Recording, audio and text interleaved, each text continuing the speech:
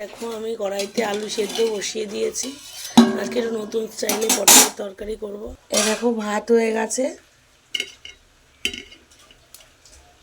দেখো পটল কেটেছি, ডাল সেদ্ধ করে রেখেছি, ডালটা ফোড়ন দেব।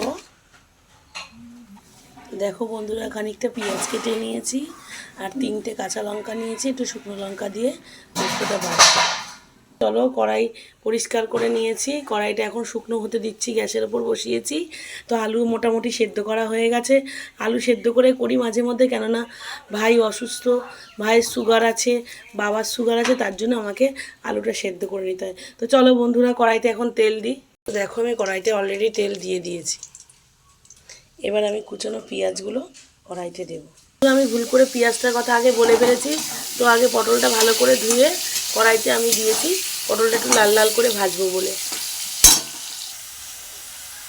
তো বন্ধুরা